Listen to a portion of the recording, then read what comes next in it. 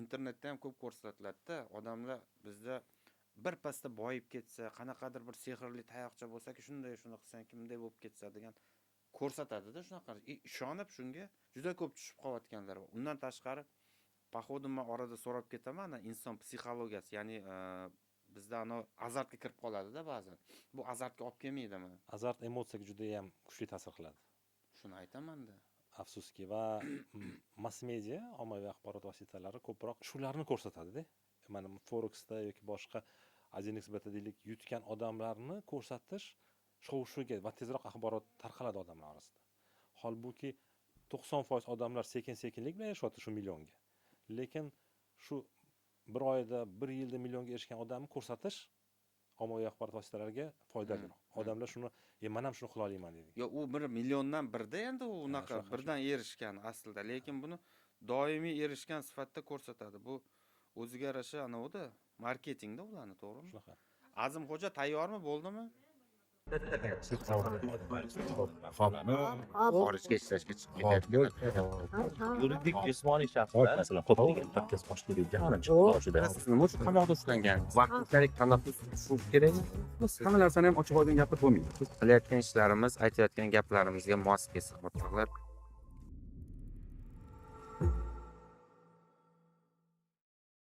Assalomu alaykum, hurmatli kuzatuvchilar. Podkastimiz bugungi sonida pul boshqarish sirlari kundaligini muallifi, investitsiya sohasida uzoq yillardan beri ishlab kelayotgan sobiq diplomat Rafkat aka Busakov bilan gaplashamiz. Assalomu alaykum Rafkat aka. Va alaykum assalom. Xush kelibsiz. Biz sizni O'zbekistonda ko'rib turganimizdan avvalo xursandmiz. Tarmoqlar orqali sizni men o'zim ham bir necha yil bo'lgandir balki kuzatib boraman. Ayniqsa investitsiya haqida, pul boshqarish sirlari haqidagi chiqishlaringiz to'g'risi meni ham ko'p qiziqtirgan. Shu boisdan men o'zim ham muntazam kuzatib borganman. Lekin mana qachondir ko'rishamiz deb niyat qilib yurardik. Mana endi bugun shu nasib qildi. Avvalo kelganingiz uchun katta rahmat. Kattakon rahmat, taklif qilganingiz uchun ham kattakon rahmat.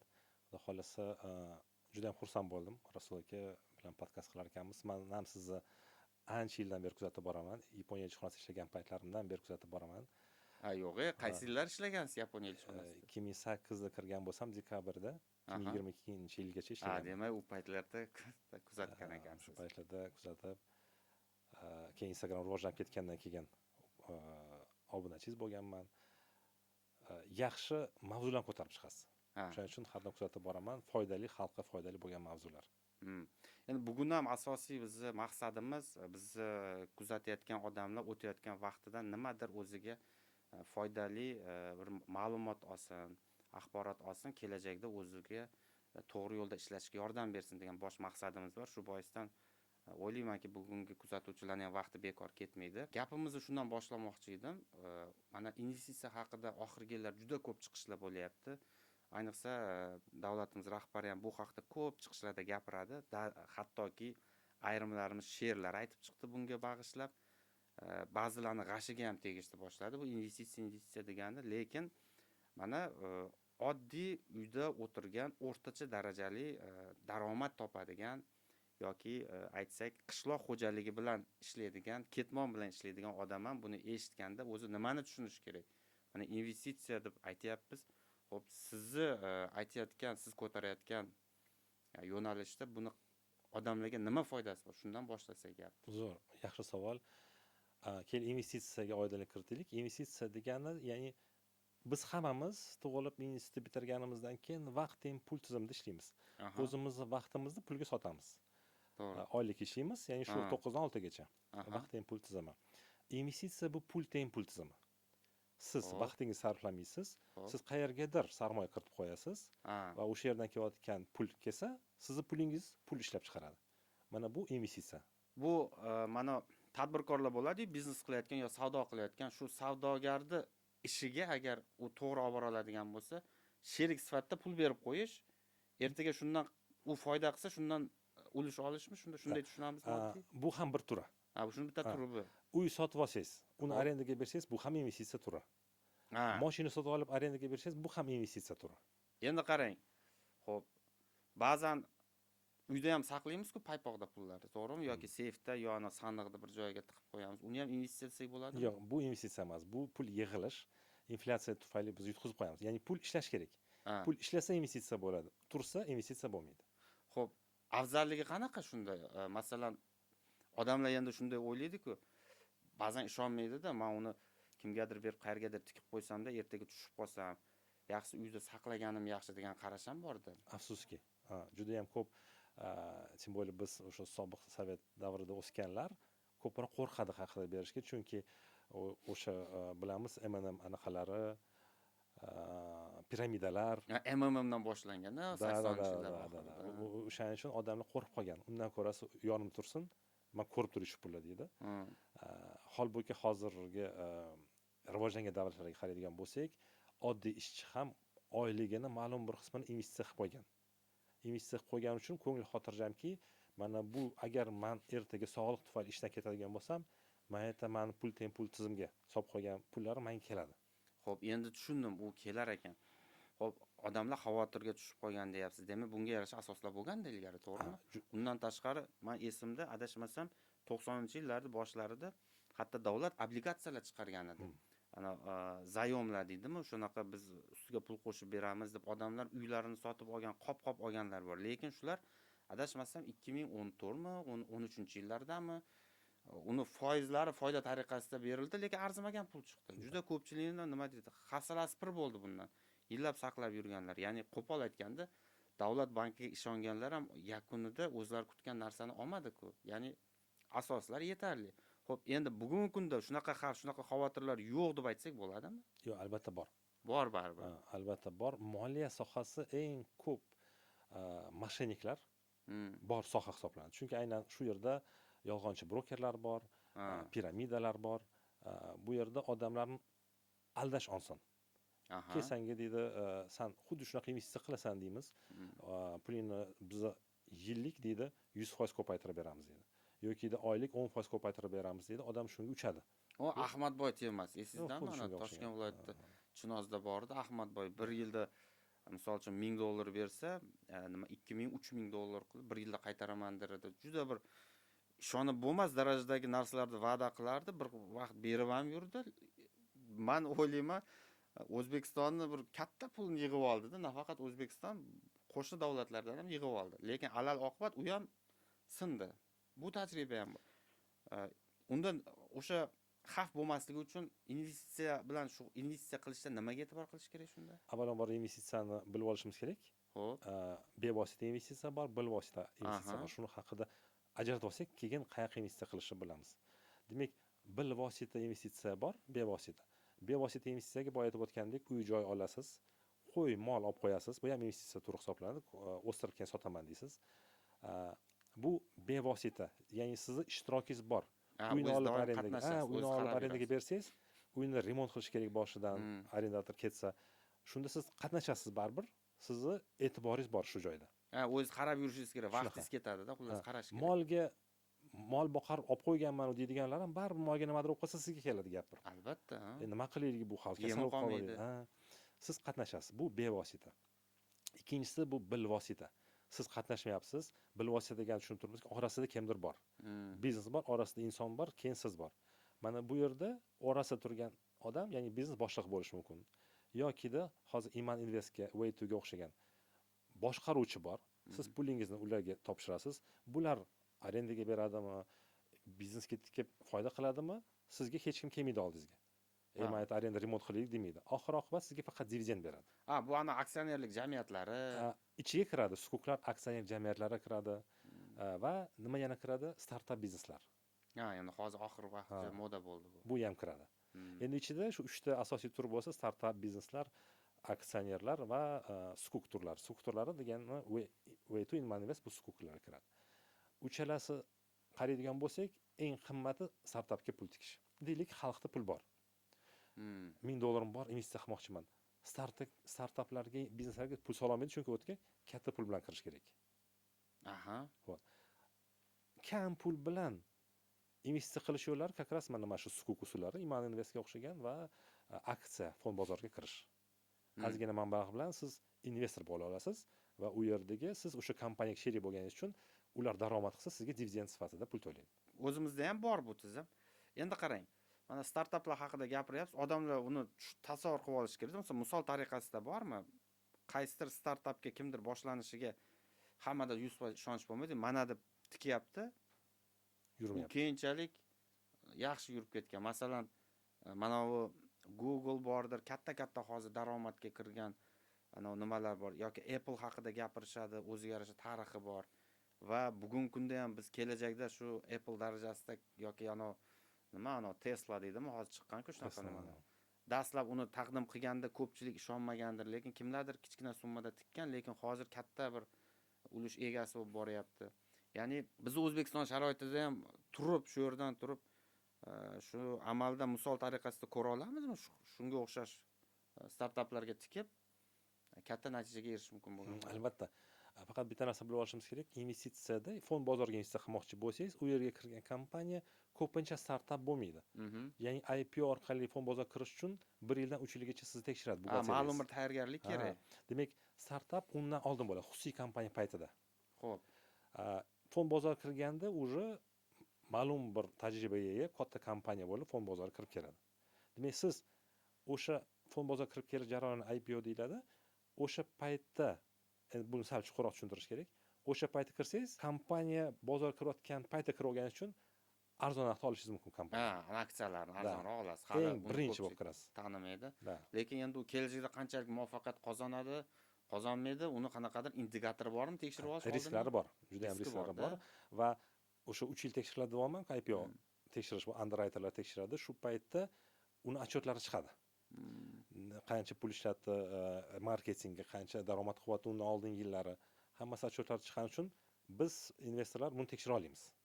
Tushundim. Sizni darajangiz yetadi tekshirishga, lekin o'rtacha mana olaylik, mana oddiy bitta fermer, uni kundalik qiladigan ishi dalaga chiqib sug'orish kerak, dori sepdimi yo'qmi, qarash kerak, traktor ishlayaptimi yo'q. Mana shu tashvishlar bilan yurgan odam adashmasdan qanaqadir yo'nalishga investitsiya tikishiga uni darajasida tekshirib oladigan nimalar bor misol?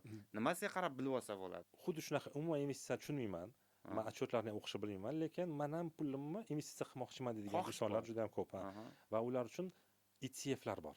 ETF degani bu bitta kompaniya aksiyani o'zlari tekshirishadi, o'zlari kompaniyaga investitsiya qilishadi, o'zini ulushini sotadi. Shu kompaniyaga investitsiya qilsangiz, siz xavotirlanmaysiz, chunki ular o'zlari shu 500 ta kompaniya tekshirib turishadi. Analiz qilib turishadi. Siz ularga sherik bo'lasiz. O'zbekistonda ham bormi? O'zbekistonda ham fondlar bor, ETF deyilmaydi, chunki Amerika fond bozorida PIFlar bor. Nima, masalan, investitsion fond. Bizni hozir misol qanaqa men eshitmagan ekan, men Toshkent fond birjasini bilaman. Bu yerda tovar xomashyo birja, yana u men ham hatto bilmayapman-da buni. O'zi Toshkent fond birjasini rivojlantirish kerak. Endi unga hozir kelamiz alohida. Men hozir tushunib olay deganimki, mana shu inson mana o'rtada qishloqda aytaylik, mana bir tumanda yashayotgan inson bir oyda misol o'rtacha 10-15 million so'm ortiqcha pul yig'di deylik. Shu taxminan pulni oldi mana yoki plastik kartasida turibdi. Potensial u qayerga borib nima qilish kerak mana? Shu investitsiyaga tikishga. Zo'r.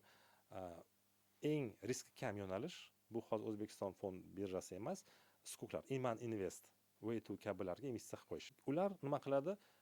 Xalqning pulini oladi, investitsiya qilmoqchi bo'lgan odamlarni va bizneslarga investitsiya qiladi o'zlari.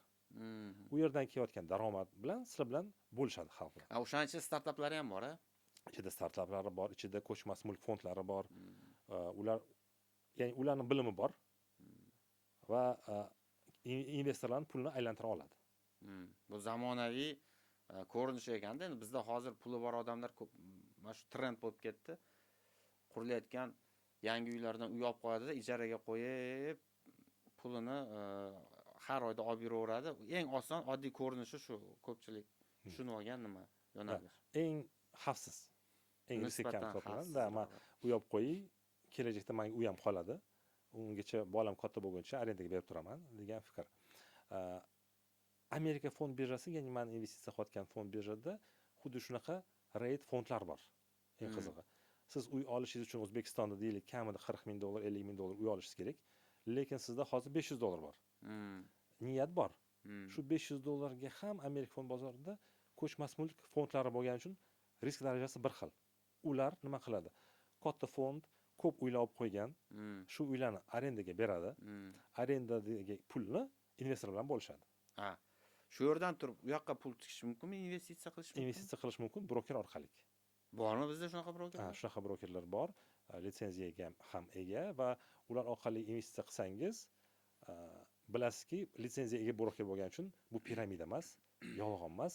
Rostakasım o'sha yerdagi fond siz nomingizga o'tadi. Bitta aksiya olasizmi, ikkita aksiya olasizmi, o'sha aksiya siz nomingizga o'tadi. Aksioner bo'lib. Ya'ni aksioner Xo'p, bo'lasiz. biz qayerdan topamiz bu brokerni?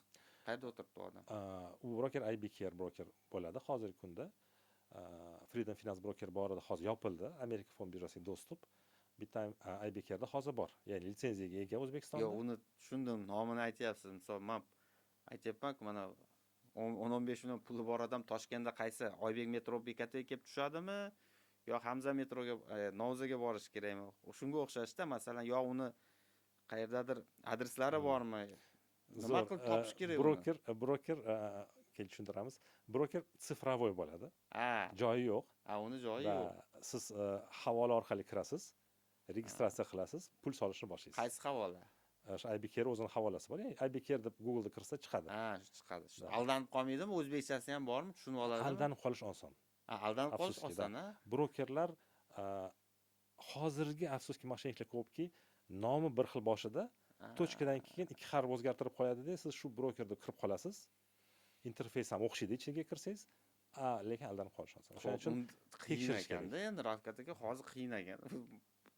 Xo'p, aldanmay o'sha brokerni o'zini topib olish ham muammo ekanda hozir. o'qish kerak. Ha, demak bu o'qishni talab qiladi. To'g'ri bilim olgandan keyin siz bilasizki, qanaqa litsenziya tekshirish kerak, qaysi broker bor. Uje xotirjam investitsiya qila olasiz.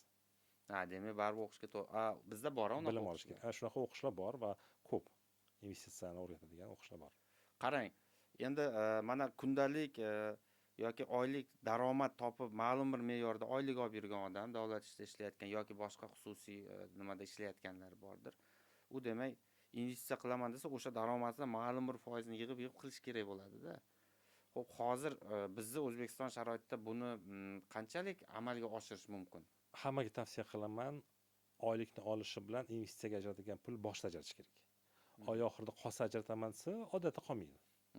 Oy boshida yaponlar shunaqa qiladi. Endi men baribir 2001-yildan beri yapon o'rgangan bo'lsam, 25 yil yaponlar bilan, yapon falsafasi bilan yashayman. Ular shu odatda juda ham yoqadi. Oylikni 5 ga bo'lib qo'yishadi. Oylik oldi 5 million deylik so'mda. Uni sразу 5 ga bo'lib qo'yishadi. 1 millionini investitsiyaga olib qo'yadi, tegmaydi. O'sha payt investitsiya qo'yadi. Deylik 1-fevral olib qo'yadi. Qolgan 1 millionini har bir haftaga bo'lib qo'yadi. 4 million qoldi-yu. Taxminan bir oyda 4 hafta. Va shunda har hafta shu 1-million oladi, ishlatadi. Birinchi hafta ko'pincha kommunal to'lovlar bor, ketadi 1 million. Ikkinchi haftasida yangi million oladi, ishlatadi. Ikkinchi hafta eng oson hafta hisoblanadi statistika bilan va qoladi. Deylik 800 ming ishlatdi yo'l kiralarga va 200 ming qoldi. Eng qizig'i yaponlar shuni olib qo'yadi. Joyiga solib qo'yadi. 3-hafta dushanba kuni yangi million oladi. Buni ishlatadi. Bu ham 3-hafta oson bo'lgani uchun 700 ming ishlatdi, 300 ming qoldi. Joyiga qo'yib qo'yadi, uni tegmaydi. 4-haftasiga ajratgan millionni oladi, ishlatadi, oy oxirida to'lovlar bor, shu bilan to'laydi. Eng qizig'i mana shu 200 ming, 300 ming qolgan pulni oxirida, oy oxirida oilasiga aytadi, pul qoldi. Yuringlar aylanamiz deydi. Ha, keyin aylanish. Aylanish oxirida. O'shaning uchun oy oxirida ular har doim ketadi. Endi yapon ichadi, chiqib ichadi hammasi. Bizda boshida bo'ladi-yu hammasi. Bizda boshida bo'ladi 3 kunda. Boshida shu yeb ichib bitirish kerak, keyin u yog'iga yura. Juda zo'r pul taqsimoti bo'ladi. Buni ommaviy Yaponiyada hamma deyarli shunday qiladi. Men o'rgangan va yashagan, bilgan yaponlarim hamma shunaqa qiladi. Bu kim o'rgatadi ularga? O'zlariga o'zlarimi yo bir Kakebo tizimi bor, yoshligidan o'rgatadi. Maktabdan boshlab qanaqa pul bilan munosabat. Bu juda ham muhim deb o'ylayman. Bizda ham shu kirish kerak. Pul bilan munosabatni yoshlikdan o'rgatish kerak. Sen hali yoshsan, pul haqida bilmagin deyish noto'g'ri. Pul qanaqa qilib topish kerak? Mana men farzandim 12 yosh bo'lsa, yoshligidan tarbiyalab kelaman. Pulga munosabat, nima qilish kerak? Pul qanaqa topiladi va pulni ko'paytirish mumkinligi haqida. Endi bizning maktablarda bunaqa dars borligini men ochiq bilmayman. Yo'q. Lekin odatda mana o'zimizni oilalarda e'tibor qiladigan bo'lsak, kimgadir nimagadir pul kerak bo'ladigan bo'lsa shu beriladi. Lekin nima deydi, moliyaviy savodxonlik masalasida kimdir oilada o'tirib olib bitta o'rgatib chiqadigan yo'qda. Chunki o'rgatadigan odamni o'zida bo'lish kerak-da. Shunaqa. Xo'p, umumiy bo'lmasam Yaponiyadan mana shu moliyaviy savodxonlik masalasida qayerda biz xato qilyapmiz? Avvalambor biz o'zimiz kattalar o'rganishimiz kerak. Xo'p, Bu narsani o'rganganimizdan keyin biz tarbiya nimadan boshlanadi? O'zimizdan boshlanadi. Biz pulni to'g'ri boshqarishni o'rgansak, men har doim aytaman, farzandiga sabrli bo'l deb aytadi. Ota-onasi o'zi sabrsiz. U ko'radi-ku uni, qayerdan u sabrni o'rganadi, qayerdan u pul tejashni o'rganadi. Men aytdi, emotsion xarajatlarga ishlatadigan ota-onasini ko'rgandan keyin. Shuning uchun biz o'zimiz pulni tejashni o'rgansak, farzandimiz buni ko'radi. To'xtab tur deydi, bu rostdan ham pul bu oson keladigan narsa emas. Va bu ota-ona topayotgan pulni tejab bir narsani olishdan oldin o'ylab otim, demak, men ham shunaqa qilishim kerak deb o'ylayman. Bizdan boshlanadi tarbiya. Yaponlarda yaqinda o'sha bog'chada bo'lgan narsa, Yaponlar bilamiz, o'chirib turish yaxshi ko'rishini. Navbatga juda yaxshi yo'l yo'q. Mana shu narsa ham tarbiya deb ham bog'chadan boshladi. Tanishim Yaponiyada bog'chaga beradi farzandlarini, u yerda beradi. Mani qizim dedi 2 yosh. Bog'chaga berdim. Yugurib borib o'yinchoq o'ynamoqchi bo'ldi, kimdir o'ynayotdi shu o'yinchoqni dedi. Bog'cha pasi erinmay shu qizni olar ekanda quchoqlab o'chirib turamiz. Mana bu qiz o'ynab bo'lsin, keyin mana bola o'ynaydi, o'chirib turibdi, keyin biz o'ynaymiz deb kutib o'tiradi. Ular o'ynab bo'lganda endi sani galing deydi. Tasavvur qilasiz, yoshligidan. Bog'chapani sabriga, shunga dunyoqarashiga gap yo'q. Erinmay shuni qiladi. Boshiga burib, o'yna unaqa demaydi. Unaqa urish yo'q, qarz, uxla, ur, tur, unaqa narsa yo'q. Demak, ularda bu tizimli, demak, to tug'ilgandan boshlab o'zi ta'lim jarayoni ajralmas qismiga aylanib qolgan ekanda. Xuddi shunaqa. Moliyaviy savodxonlik masalasi. Ularda investitsiya deganda menimcha tushunarsiz nima ham yo'q. Yo'q, da. Xo'p, endi odamlarda yana qiziq tasavvur bo'layapti. Ba'zan mana har xil azart o'yinlar ham ketyapti-yu. O'yin deymizmi yo uni ham ba'zan bir xil investitsiya shaklida ko'rsatishadi. Bir pasda tez boyib ketish yo'li. Mana internetda juda ko'payib ketgan. Men bitga pul tuking, men bir kunda 1 million tukib, bir haftada 10 million qildim. Bu yoq degan gaplar, keyin bir pasda chiroyli mashinalarga o'tirib olib, chiroyli bir go'zal hayotni ko'rsatadi. Va bu alal oqibat odamlarni shu yo'nalishda azartga kirib ketishiga ham sabab bo'lyapti-da. Buning ichida qimor o'yinlar ham bor. Keyin qanaqadir trading degan niqob bilan yana bir ishlar qilishadi. Bu ham investitsiyami, nima o'zi bu? Juda ham yaxshi savol. Hozir dolzarb savollardan bittasi. Investitsiya emas albatta. Shunchaki qimor, shunchaki nima edi bu rus tilida stavkalar bilan tenglashtirilgan narsa. Bu qimor. Va xalq shuni orqasidan ergashadi. Qanaqa xalq ergashadi degan savol keladigan bo'lsak, ozgina pul bor, shuni tezroq ko'paytirib olaman degan xalq. Ko'p puli bor odam bunga ko'proq erishmaydi. Biladiki, pulni yillik 10%, 20% qila olsam, bu juda ham katta gap.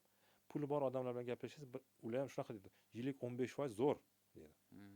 Pul kam odamdan so'rasangiz, yillik 15% hech narsa emas ekan-ku deydi. O'zi pul yo'q. Lekin hech narsa emas, men deydi, mana shu 10x bo'lsa, 10 karra ko'paysa, keyin harakat qilaman deydi.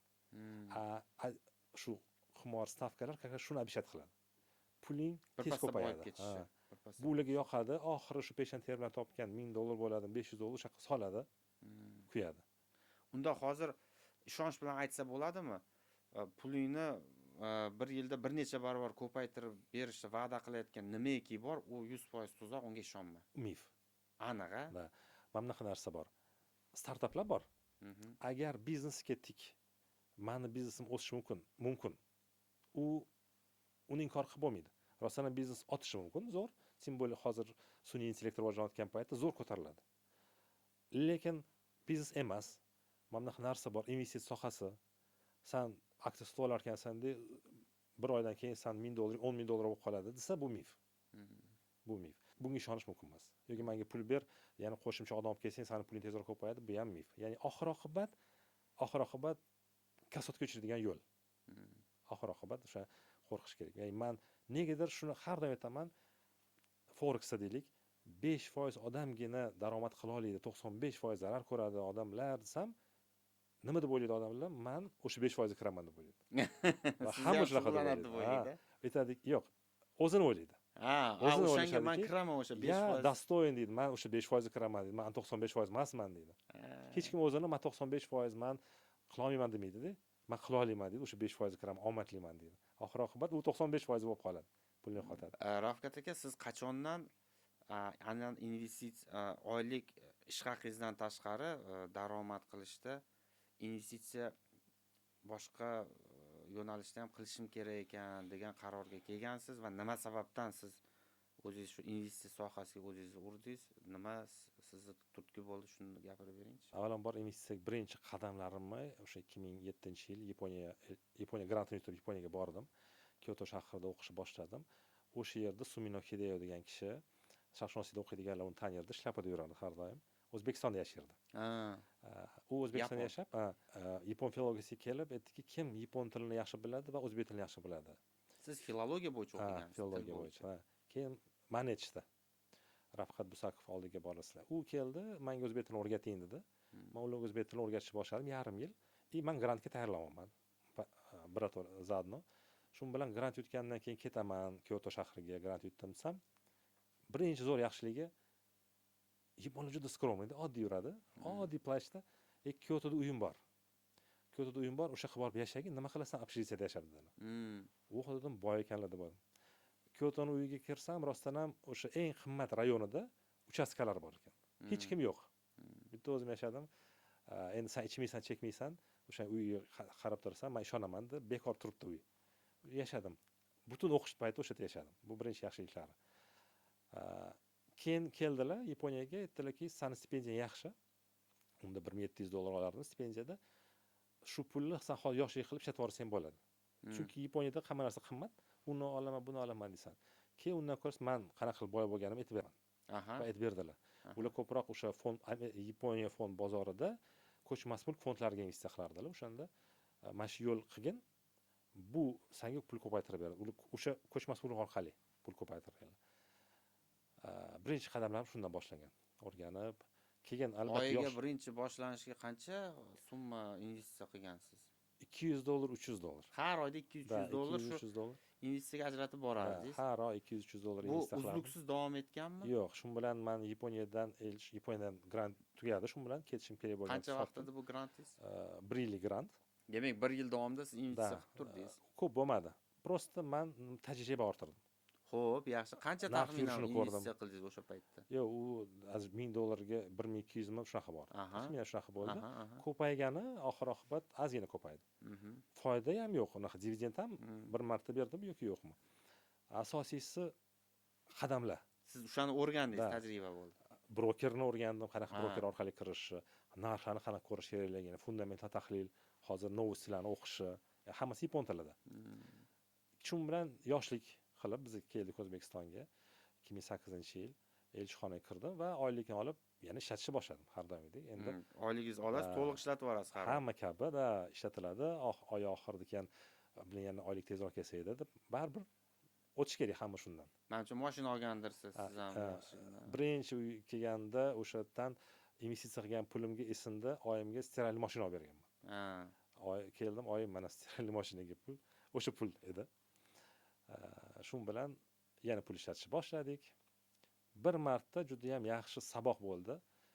Elchixonada ishlayotganimda yoshman. Yaponiyada birinchi o'rin bor tildan, yaxshi yapon tilini bilaman. Yaponiya elchixonasiga kerakman. Lekin yosh katta 50 yosh edilar shekilli o'sha paytda vazisel boradi. Haydovchi. Ishi haydash. Ishi haydash. Lekin elchixonada unga boshqa ish berishdi. Mana men buni qilib qo'ygin deyishdi-da. U borib qildi shu ishni. Qilgandan keyin kelib dardlashishni yaxshi ko'radi, o'tiramiz. O'shanda Ravqat qaniydi men hozir yosh bo'lsam, shu xatoyim qilmasdim. Ya'ni uzoq yil ishladim va hozir o'sha men shu ishga bog'lanib qoldim. Hozir men ket ishdan desa, men kimga kerakman 50 yoshda. Demak, pensiyagacha shu yerda ishlashga majburman. Men yoshman. O'ylab qoldim, to'xtatir, agar men ham shu paytgacha kelsam, hozir men Yaponiya yashashga kerakman. Keyin sog'lig'im tufayli men keta olmay qoladigan bo'lsam, man ham bog'lanib qolaman shu ishga. Ertaga o'rnidan ketsangiz, ko'chada qolasiz oddiy aytganda. Agar sog'lig'im tufayli ishga kela olmasam desam, bo'ldi, uzr deydi. Ishdan bo'shatishadi. Shu bilan men qayerdan daromad qilaman? Kimga kerakman?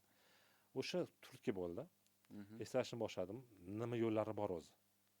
Keyin mana shu investitsiya yo'l eng to'g'ri yo'lligini bildim. Sekin-sekin unda ko'p emas investitsiya qilish boshladim, lekin asosiysi reja tuzdim. Siz o'sha 2008 dan boshlab investitsiya qayerga qilishni boshladingiz? Misol uchun ayting. Уже Amerika fond birjasi. Amerika fond birjasiga chiqib, qaysi kompaniyaning aksiyasini oldingiz? Birinchi bo'lib men olganim Johnson & Johnson kompaniyasi. U nima ish bilan shug'ullanadi? Johnson prinsipkalar qiladigan. Xo'p. Meditsinskiy kompaniya hisoblanadi. Uni aksiyalarini oldingiz, to'g'rimi? Uni aksiyalarini Qanchalik oldingiz aksiyasini? 10 ta aksiya oldim. U qancha summa edi? 10 ta aksiyasi o'sha paytda $120 bo'ldi, shunaqa. Xo'p, u sizga keyin qancha foyda olib keldi? Uni hozirgacha bor. Haligacha turibdi. U haligacha bor. U oshdimi u aksiyaning narxi? Bu aksiya narxi yaxshigina oshdi. Undan keyin Apple oldim. Apple ham oldingiz? Kech qoldim ozgina, chunki Apple juda ham yaxshi ko'tarilgandan keyin olishni boshladim. Nechinchi yil oldingiz Apple? Ko'p. Men o'sha payt investitsiya qilib, o'sha Apple'ni nechinchi yil oldim? 2017-yil oldim shunaqa. Kechroq Da, olibsiz. ancha kech oldim. Lekin undan keyin ham ko'tarildi menimcha. Undan keyin ko'tarildi. 21-yil tushdi. O'sha 20-yil tushganda men olishim kerak edi. 20-yil ko'p aksiyalar tushdi. O'shanda zarar qildim. Lekin dividendlar kelish boshlagan odam maza qiladi. Ya'ni elchixona ishlayapti. Ish bor. Mayda ozgina investitsiya qildingiz, o'tdan $10, $20 kelardi, ko'p emas. Har oy siz qancha dollar tikardingiz? 3 oyda $10 kelardi menga. Va har oy men $150 dan tikardim. Bir xilida $100 bo'lib qolardi, qayerga kerak bo'lsa. Bir xilida $150 и bizda bonus bo'lardi. 13-oylik degan bonus bo'lardi. O'sha bonusni temasdim. Ya'ni butunlay sug'orardim. Ko'pincha o'sha bonus tufayli moliyaviy erkinlik tezroq erishdim desam bo'ladi, chunki oylik $100 ham yaxshi pul, uzoq muddat kerak bo'ladi unga. Sekin yig'ib boradi. Sekin yig'ib boradi, lekin yaxshi tomoni o'sha pul ko'payadi. Investitsiya sohasida ko'payadi. To'g'ri aksiya tanlasangiz. O'shandan boshlab shu kungacha hali ham tikib yuribsizmi investitsiya? Hali ham. Orasida ko'p narsani sotishga to'g'ri keldi. O'z aksiyalaringizni. Ko'p aksiyalarimni sotishga to'g'ri keldi. Bu Xitoy voqeasi bilan bog'liq. 2023-yilda bilsangiz zilzilama bo'ldi, katta zilzilama bo'ldi. Turkiyadagi. Men o'sha paytda yashirdim Antaliyada. Borib yordam berishga bordim. Yordam berishga borgandan keyin ko'rasiz, bu o'z ko'zingiz bilan ko'rganingizdan keyin mana hozir eslasam yana ko'z yosh keladi. Qiz turibdi, uy tushib ketgan. Qo'l chiqib turibdi uyda, tagida bunday qo'l chiqib turibdi-da. Bu qiz odamlarga iltimos qilib ko'taringlar, mana shu meni adam. Naryoqda boboy turibdi, men ketdim shu uydan. To'rda ertalab to'rda bo'ldi zilzila. Men shu uydan ketdim, bekor ketdim, shu butun oilam shu yerda dedi. Raskopkan ichidan olinglar, chiqaringlar, mana shu yerda farzandlarim, nevaralarim shu yerda dedi. Shunaqa odamlarni ko'rganingizdan keyin yordam berish kerak. Biz ko'p narsa oldik. O'sha olish uchun o'shanda men alhamdulillah dedim, daromadim bor ekanki, men shuni hozir to'g'ri yo'lga ishlatmasam, bularga kerakroq. Ayolim bilan maslahatlashdik. Ko'p summani o'sha qilma investitsiya qildim. Ya'ni berdingiz xayriya Da, xayriya ehson sifatida berdim, chunki o'shanda yana bir voqea bo'ldi. Yuribmiz, odam qidirib kimga yordam berish kerak deb pijamada turibdilar. Pijamada yig'lab non so'radilar, non berdik. Men dedi, shu biz bitta rayonga qarardik. Shu rayonda men boylar qatoriga kirardim. Erim ikkita uy arendaga berardik. Butikim bor edi, oyoq kiyim sotadigan. Bir kunda dedi, uy ham yo'q hozir. Butikim ustiga narsalar tushdi, uy tushib ketdi. Uy ham yo'q dedi. Erim ham vafot etdi. Endi men hozir dedi, men sizdan non so'rayapman. Men bildimki, hamma narsa vaqtinchalik. O'shanda baribir erkak kishi bo'lganingiz uchun sizda majburiyatlar bor oilaga. O'ylar ekansizda, agar menda shunaqa situatsiya baribir o'ylar ekansiz o'zingizga. Keyin bildimki, alhamdulillah, ayolim login parollari bor investitsiyaga.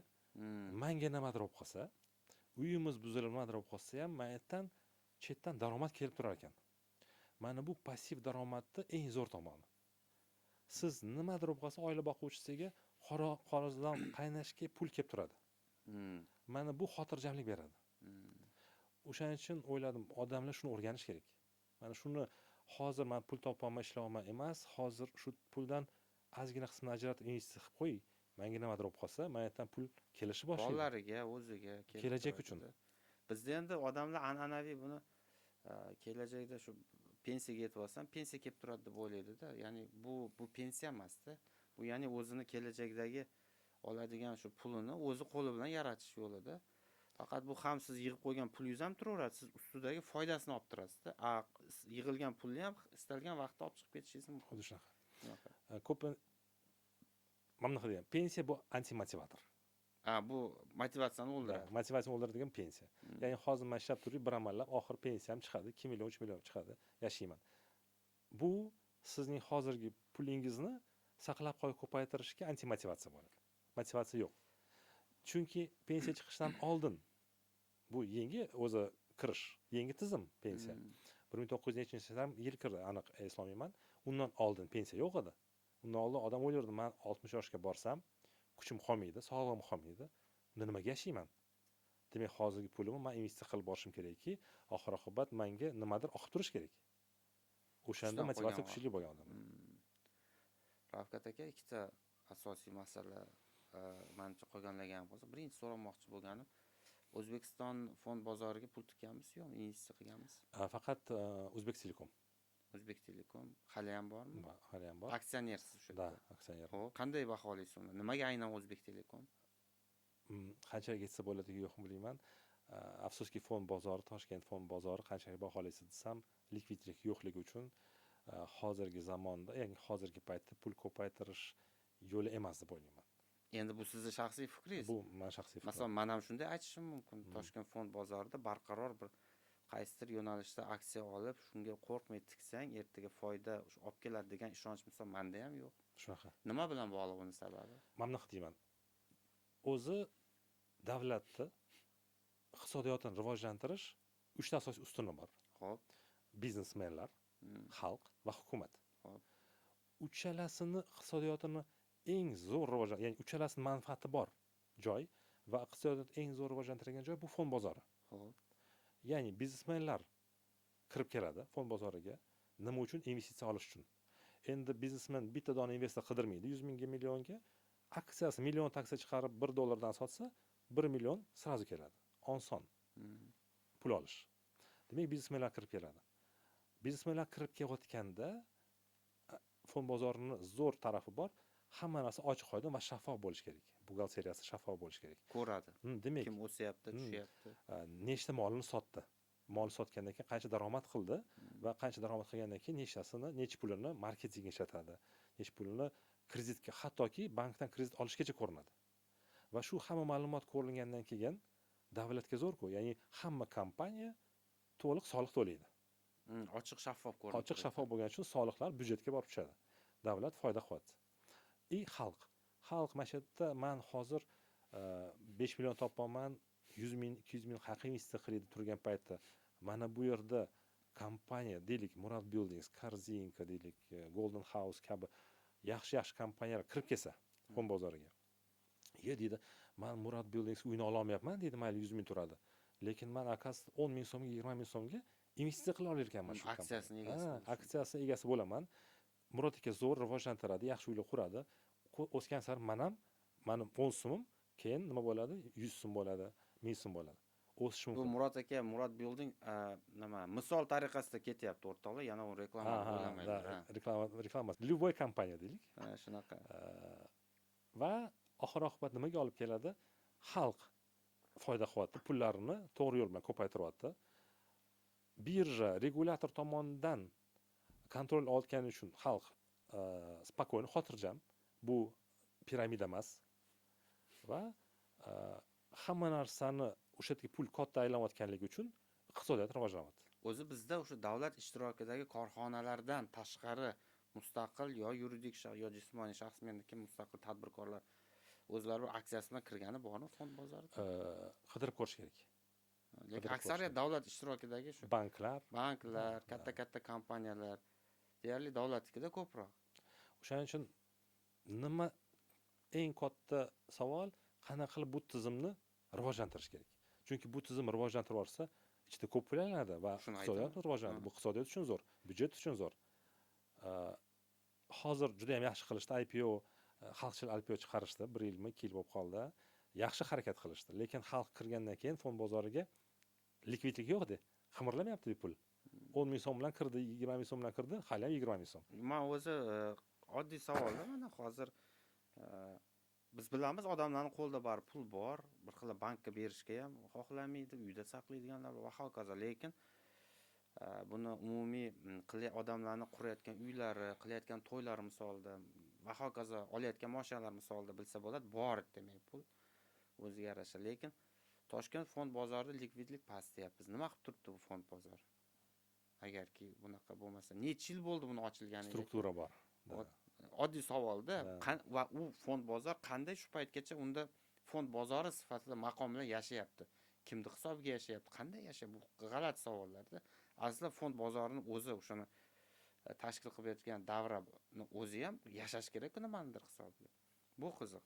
Endi ikkinchisi, siz mana Amerika fond bozoriga tikyapsiz. Kimlardir Yaponiyaga tikayotgandi, boshqadir, ya'ni chet davlatlarga tikyapti. Xo'p, u yoqqa tikaman deydigan bo'lsa, to'g'ridan to'g'ri shu yerda o'zidan tikishda qanaqadir cheklovlar yo'qmi? Muammo bo'lmaydimi? Hozirgi kunda O'zbekiston Markaziy bank litsenziyasini olgan, chet elga dostуп berayotgan broker bo'lsa, Markaziy bank tomonidan 10 ming dollar jismoniy shaxslar uchun chegara qilib qo'ygan. 10 ming dollardan oshiq Umr bo'yi.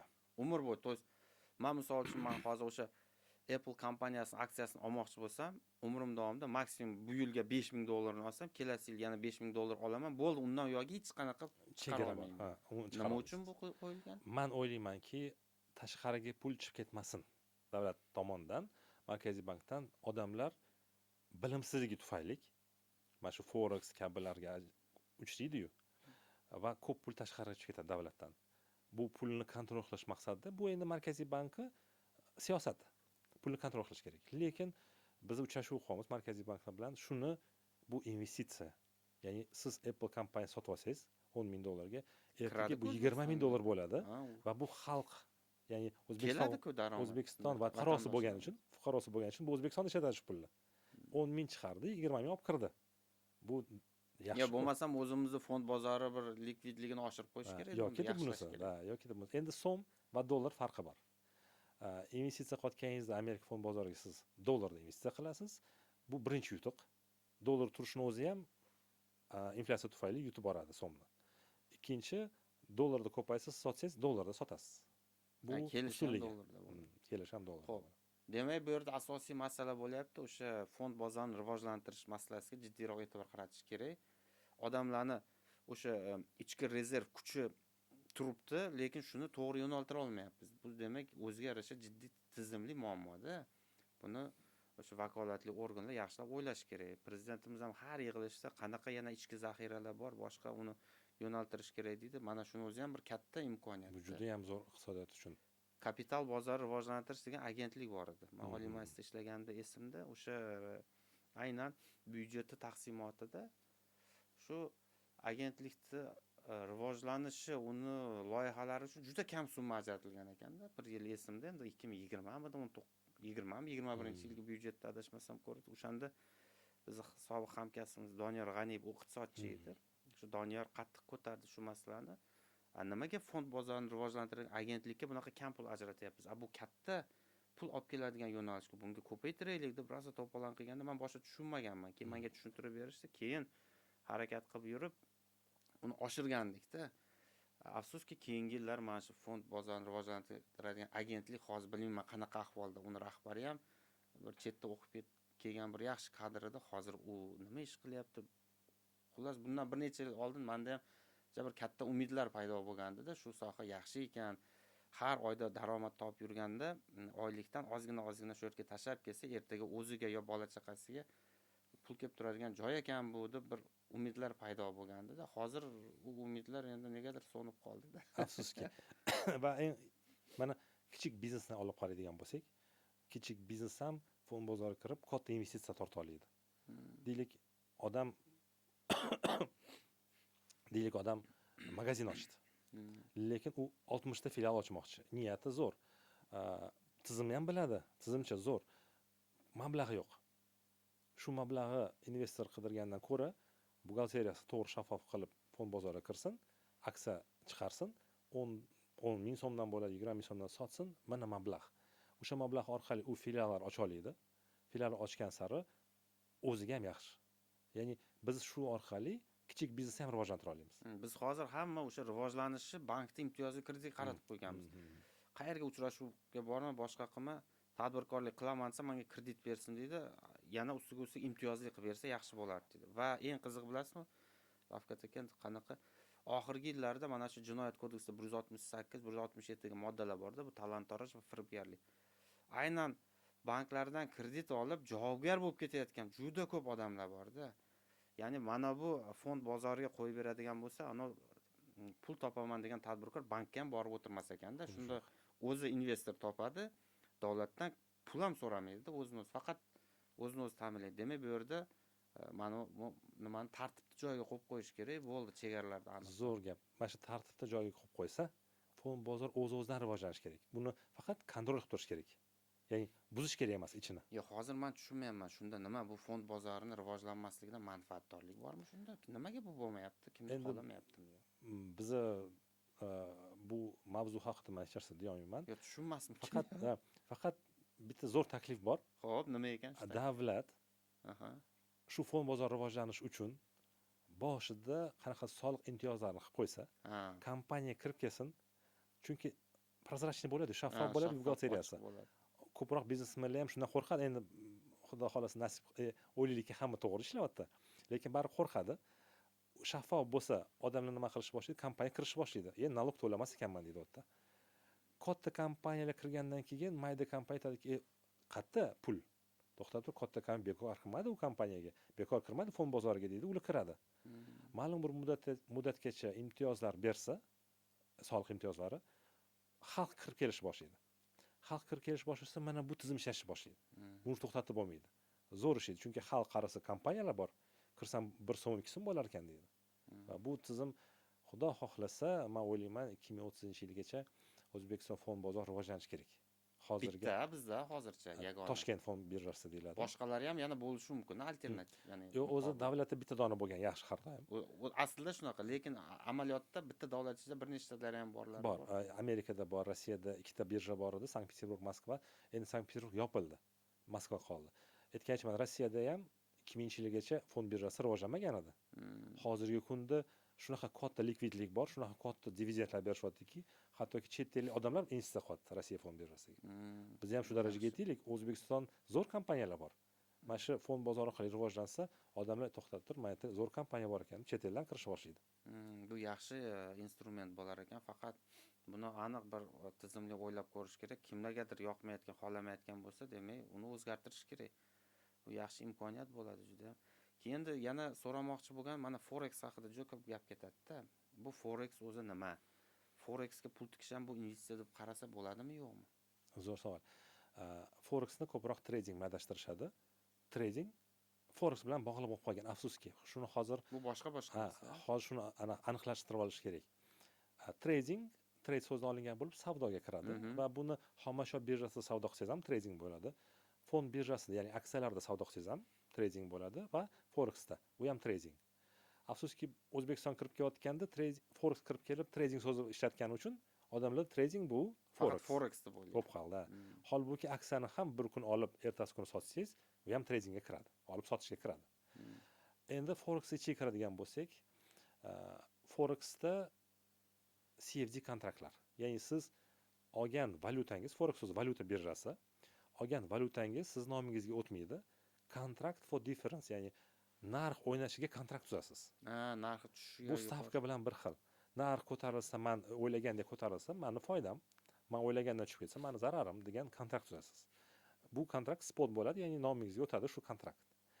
Endi ko'p mana shu forexda hali ham afsuski bor odamlar va o'ylayotadiki, nomimizga o'tadi bu deydi. O'shani keling tekshiramiz deyman. Bitta misol keltiraman, u bilishadi. Yo'q. Oltin. How USD bor forexda. Ya'ni siz dollaringizga oltin olishingiz mumkin degan. $10,000 oltin oldingiz.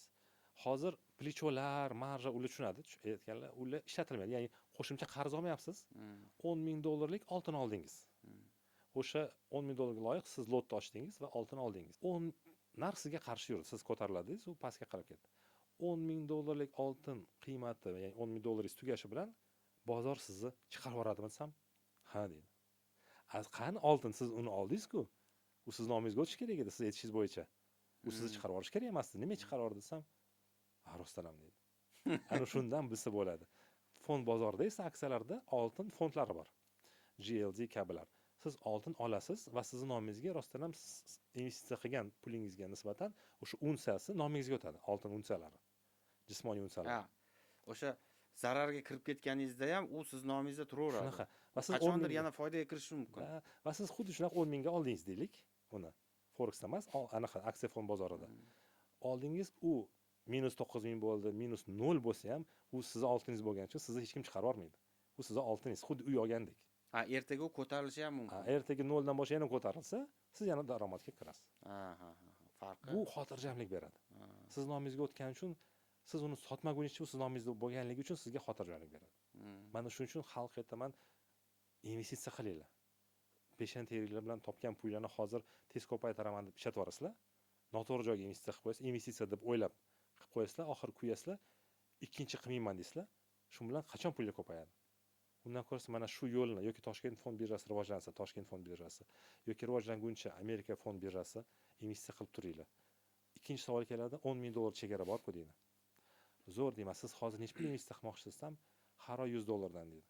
Har oy $100 dan investitsiya qilib borsangiz 10 minggacha qachon borasiz, bilasizmi? Ungacha balki chegara ham tashlanadi. 8 yilda borasiz desam, rostdan ham deydi. Siz hozir shuni $10,000 ekan deb chegara qo'yib qo'yasizlar, qilmayapsiz. Siz qilib turing, 8 yilda biz harakat qilamiz. Ochilar bu chegara. Keyin sizda уже $10,000 bo'lgan bo'ladi zato shotingizda. Boshlash kerak. Xo'p, $10,000 investitsiya qilgan odam o'rtacha hozir o'rtachasini olaylik. Oyiga qancha nima dividend topib turishi mumkin? $80. Bir oyga $80 kelib turadi, to'g'rimi? Misol uchun kompaniya bor, ko'chmas mulk ko'proq beradi. Endi men hozir ko'proqni aytsam odamlar nima unaqa aslida kam olman deb qolmasin. Yo'q, mayli, maksimum minimumni ayting-chi, qancha? 20% gacha olsa bo'ladi dividend. Bu degani 10 mingga qancha bo'ladi? 2000 bo'ladi, 2012 ga bo'lib olish kerak. Yillik 20. 120 dan kelyapti. $120. $120 oyiga. 10% bo'lsa 1000 keladi, demak taxminan $80 oyiga. Ha, demak shu atrofda bar bo'ladi. Tak, tushunarli. Qarang, endi hozir odamlarda bar savol bo'ladi, yaxshi bizga ma'lumot beryapsiz, xo'p ishni nimadan boshlaylik degan oddiy mana kuzatib o'tirgan odam, xo'p men shunaqa fikr paydo bo'lib qoldi deylik, shuni ko'rganimdan keyin shu dasturda xo'p men investitsiya tikmoqchiman deb. Birinchi qadam nima qilish kerak? Bilim. Tushundim, bilim. Qayerdan oladi? Akademiyamiz bor. Vigor Invest akademiyasi bor. Siz masalan siz o'zingizdan hozir. Ha, yo'q. Mayli, siz nomini aytmasangiz, umuman internetdan qidirsa shunaqa o'rgatadigan kurslar bor, to'g'rimi? Eng mana yaqinda bo'lgan narsa, bitta qiz keldi oldimizga. Men iloji boricha bepulga bilim berishga harakat qilaman. Tushuntirdim, mana bunaqa dedim. Zo'r dedi. O'zi mustaqil qilib ko'rmoqchi bo'ldi. Xo'p, $1,200 bor ekan. O'qimadi, o'zi mustaqil investitsiya qildi, mashinlikka uchrab qoldi. 2 oydan keyin Ravqat aka dedi, shu $1,200 undan ko'ra o'qiganim yaxshi emasmidi?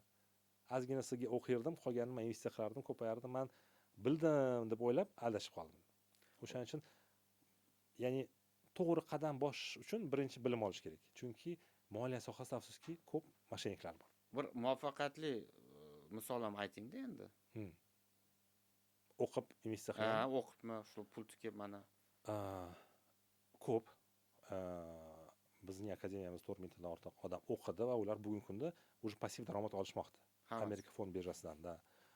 Men buni ko'rib juda ham xursandman, chunki asosiy maqsadim o'sha Xitoydan kelgan to'g'ri odamlarga investitsiya qilish o'rgatadigan maqsadga keldim.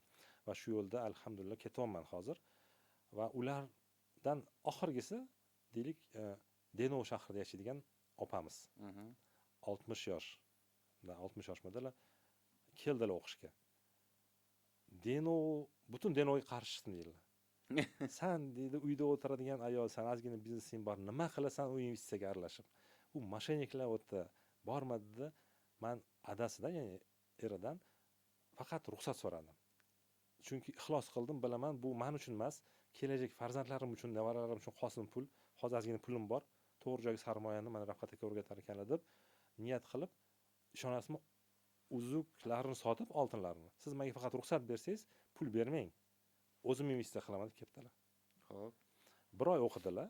Bir oy o'qiganlaridan keyin investorlar aksiya sotib oldilar. Plyusda endi borib shuni deydi, Denoga ko'rsataman deydi. Hozir u kishi shu dividend olib aksioner bo'lib. Dividend endi oladi, chunki endi o'qib bo'ldilar. Yaqinda keys. Dividend olayotganlar ko'p. Ravqat aka, mana siz davlat ishida ham yoki xususiy har oyda oylik beradigan kompaniyalarda ham ishlashingiz mumkin edi, to'g'rimi? Stabil daromad oladigan, ustiga ustak yapon tilini yaxshi bilasiz. Menimcha ingliz tilingiz ham yomon emas, o'zgarish tajribangiz bor. Sizni narxingizni biz taxminan bilamiz bozor. Xo'p. Siz lekin u ishlarni yig'ishtirdingizda o'zingiz mustaqil boshqa yo'ldan ketdingiz. Har oy daromad sizga kimdir beradigan joyda emassiz. Bu qadamga qachon qo'ydingiz? Nima uchun oylik ishni yig'ishtirib chiqib ketdingiz? Nima sabab bo'ldi? Avvalambor hammasiga nasib qilsin. Moliyaviy erkinlikka erishib, hech kimga qaram bo'lmasdan o'zingizni pulingizni, ya'ni kimdir uchun ishlab emas, ya'ni pul ishlatib pul topish. Bu boshqacha mazza beradi. Va bunga kelish albatta oson bo'lmagan. Juda ko'p, taxminan $175,000 men faqat zarariga, ya'ni o'qishlarga va noto'g'ri qadamlarimga ishlatdim, hisoblab chiqsam. O'shani hozir endi to'g'ri qadamlar bilan investitsiya qilib borsa odam erishadi va men bunga 2022-yilda erishdim. 2022-yilda men dividend kelayotgan pul oyligimdan oshishni boshladi. Demak, har oyda topadiganingizdan har oyda u yoqdagi pul. O'shanda bildimki, endi Xudoga shukr, men moliyaviy erkinman, chunki menga oylik yetardi. Hozir kelayotgan oylik, demak men galstuk taqmasam bo'lar ekan. Eng katta menda muammo negadir galstuk taqish edi. Elchixonada dushanbadan jumaga galstuk taqish majbur edi. Voy, shunaqa his qilardim, shu 6da chiqsam yechib olardim ishdan chiqishim bilan. Va 2022-yilda 1-may kuni ishdan ketganimda ayolimga birinchi bo'lib aytdimki, mana kostyum, mana galstukni tarqatib yubor hammaga dedim. Men ko'rmaydi dedim. Endi men maykada yuraman, futbolkada yuraman deb.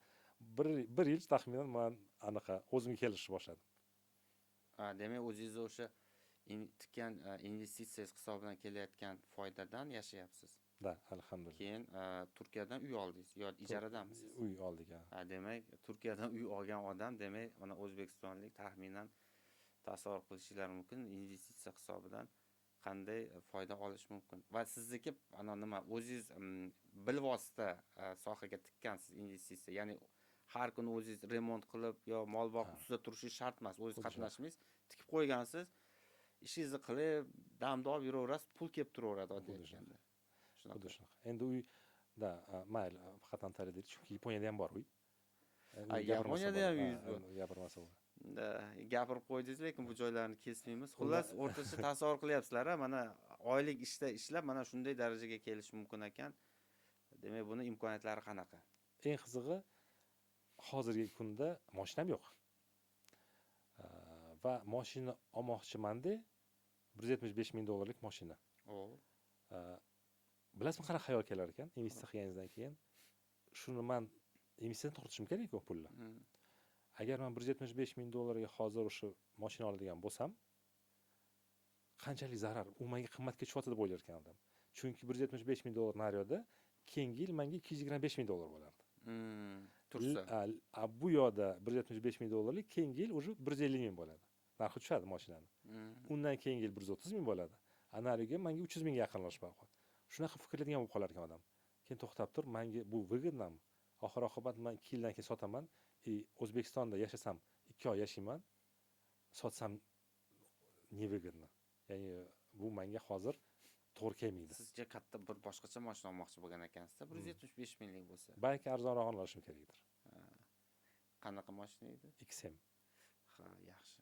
Nasib qilsin, demak, investor qo'yganlarga ham shunaqa mashina olish xohishi, imkoniyati va shu pulni dividendlardan olish nasib qilsin.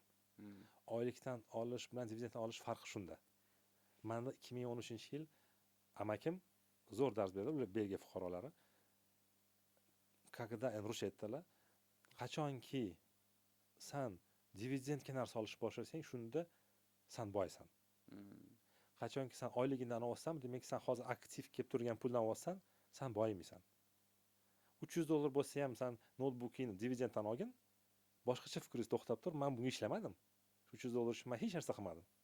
Tikib qo'ygansiz. Bu mazasi boshqachada. Qarang, mana men ilgari o'ylardim, men o'zimcha yoshlikda va bolalikdan odamni tasavvuri bo'ladiki, men shunday darajadagi ishlash va ish sharoit qilishim kerakki, ertalab uyg'onganimda bir qadam chiqsam meni ish joyim, bir qadam qaytsam uyim. Ya'ni shunaqa sharoit qilib olishim kerak yoki bir qadam yurganimda shunday bir tabiat manzarali joy bo'lsa-da, shu yerda ishlab bir qadam uyim ham shu yerda bo'lsa, ya'ni shunaqa har kuni ertalab mashinaga o'tirib yo avtobusga o'tirib bir necha kilometrga borib keladigan emas. Shunaqa kompakt sharoitda ishlaydigan yoki yashaydigan darajaga erishish mumkinmi degan savol ko'p o'ylantiradi. Endi har xil odam xayol qiladi. Endi hozir mana shu investitsiya haqida gapirganingizdan keyin o'ylab turibman, agar haqiqatda to'g'ri joyga investitsiya qilsa, ana shu xayol qilgan hayotga ham yetish mumkin ekanda, tom ma'noda. Albatta. O'ziga sharoit qilib. Bitta usloviya bor. Bitta shart bilim olganingizdan keyin intizomiy ravishda harakat qilish. Chunki investitsiya moliyaviy erkinlikka erishish uchun intizom talab qiladi va sabr. Ikkita narsa. Intizomlik, ya'ni oylikdan men endi har doim ajrataman deymiz-ku. Ajratish kerak.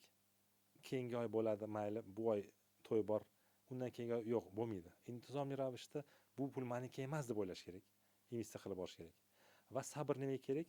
Mana shu investitsiya qilayotganingizda 10 mingingiz bir kun 15 ming bo'lib qoladi. Ko'rasiz, 5 ming plus. Shunda sabr kerak. Ishlatib olmaslik uchun. Chunki bu keyin murakkab foiz effekti bilan ko'payadi. Ishlatib tursangiz ko'paymaydi afsuski. Shu narsalarni inobatga olsa yaxshi bo'ladi. Moliyaviy savodxonlik masalasi haqida endi ko'p gaplashsa bo'lar ekan, ochig'i. Endi meni ko'p qiziqtiradigani oxirgi oylarda men ko'p o'ylayapman, agarki biz oilada ko'proq ayollar moliyaviy savodxonlikni oshirishga erishsak, ular kerakli joyga kerakli vaqtda xarajat qilish, kerakli mablag'ni bir qismini investitsiya qilish haqida gapirishni, o'ylashni boshlashsa, bu yerda umumiy oilada haqiqatda ko'tarilish bo'ladi deb xayol qildim. Erkak kishidan ko'ra ko'proq ayol kishida bu bo'lishi kerak ekan degan, buni o'zgarish sabablari bor. Xolasa keyin tushuntirishim mumkin. Lekin aynan ayollarni oilada kundalik tashvishlaridan ajratib, sen shu investitsiya bilan shug'ullansang, bilimingni oshirsang, mana bunday natija bo'ladi deb turtki berishni o'zi qiyin-da, ularni olib chiqib ketish.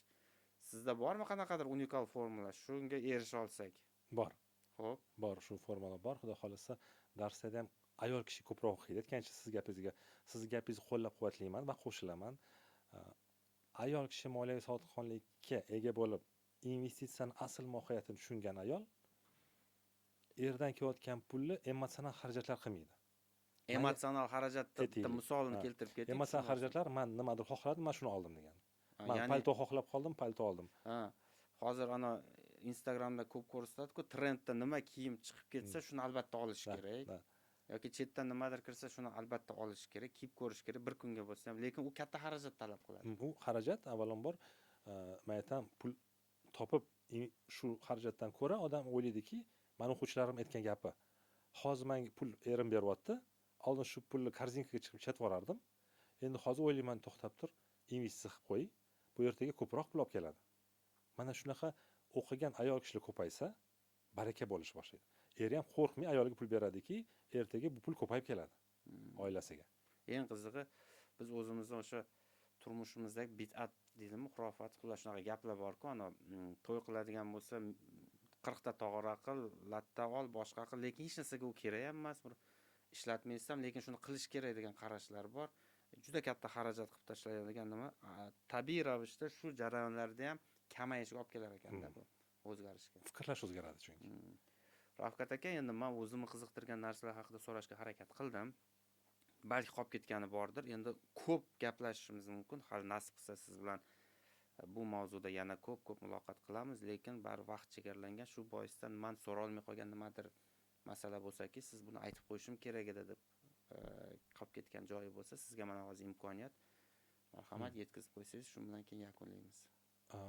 Zo'r. Umuman olganda xalq uchun foydali bo'lgan mavzular hammasini ko'tardik deb o'ylayman men ham hozir. Qo'shimcha investitsiyani tradingdan bitta farqini aytib o'tishim kerakki, investitsiya bu uzoq muddatlik. Qachonki men mana shu 1 oyda, 2 oyda, 1 yilda harakat qilib ko'paytira olaman deyish xato. Bilishimiz kerakki, bu pul menga kerak emas bo'ladi. Shu 100 ming so'm bo'ladimi, 1 million so'm bo'ladimi, u menga kerak emas deb o'ylab, u menga 10 yildan keyin kerak bo'ladi deb o'ylash kerak. Va intizomli ravishda investitsiya qilib borish kerak. Shundagina bu investitsiya nega uzoq muddatli deyman, aksiyalar pastga tushadi, chiqadi. Sizning asosiy maqsadingiz 10 yildan keyin bo'lgani uchun bunga ahamiyat bermaysiz. Emotsiyaga berilmaysiz. Pastga tushgan narxni nima qilaykin demaysiz. Chunki kompaniya baribir oxirida o'sadi. Oxirida men mazza qilaman deysiz-da va investitsiya qilib boraverasiz. Bu sizga xotirjamlik beradi. Va uzoq muddatli fikrlaydigan insonlar ko'proq g'alaba qozonadi. Nega? Warren Buffett gapi bor. Fond bozori bu sabrsizlardan sabrliklarga pul o'tish mexanizmi. Sabrsizlardan sabrlilarga o'tkazib qo'ygan. Qancha sabrli bo'lsa, shuncha pul ko'payadi.